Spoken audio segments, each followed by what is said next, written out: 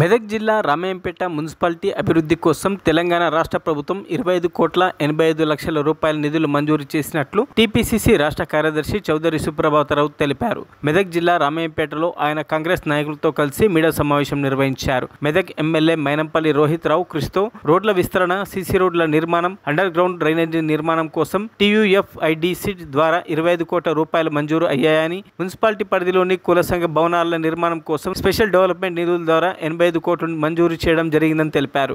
ఈ కార్యక్రమంలో కాంగ్రెస్ పార్టీ నాయకులు రమేష్ రెడ్డి, వెంకట్ కుమార్, స్వామి, దామోదర్, నరేష్, రమేష్ తదితరులు పాల్గొన్నారు.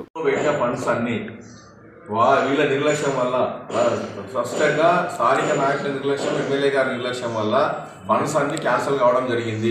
ఎక్కడా పెండింగ్ వర్క్స్ లేవు, పెండింగ్ నిధులు లేవు. ఏ రూపాయి వచ్చినా ఇప్పుడు కొత్తగా రోహిత్ రావు గారు మన ఎమ్మెల్యే గారు తీసుకురావాల్సిందే, అభివృద్ధి కార్యక్రమాలు చేయవలసిందే. అన్ని టెండర్లు కూడా క్యాన్సిల్ అయిపోయినాయి, వర్క్స్ కూడా లేవు, నిధులు కూడా లేవు. ప్రతి వర్క్ కూడా నిధులు ఇప్పుడు కొత్తగా పెట్టడం జరుగుతుంది. ఇప్పుడు ఈ SDF కూడా వాళ్ళు 10 లక్షలు, 25 లక్షలు ఎలక్షన్ల ముందు పల్లి పడడానికి కొట్లాలు లేక పంచిన ప్రొసీడింగ్ కాపీలు, ఏ ఒక్క ప్రొసీడింగ్ ఇచ్చినా మేము రాజకీయాలకే తప్పుకుంటాం. వాళ్ళు ఒక్క ప్రొసీడింగ్ డబ్బులు ఇచ్చిన, ఫండ్స్ చూపించిన ఎక్కడ లేవు. ఇప్పుడు మేము ఉదాహరణకు గొల్పర్తి పెద్దమ్మ టెంపుల్కు మేము కాంపౌండ్ వాళ్ళ నుంచి ఇందులో 4 లక్షలు పెట్టడం జరిగింది. వాళ్ళు ఇంతకుముందు ఒక TRS నాయకుడు ఫోన్ చేసే వాళ్ళకు నేను 10 లక్షలు పెట్టినప్పుడు మీకు ప్రొసీడింగ్ ఇచ్చినా కదా, అందుకే మార్చి 4 లక్షలు ఇచ్చిర్రు, నేనే మాట్లాడినా అని చెప్పిండు.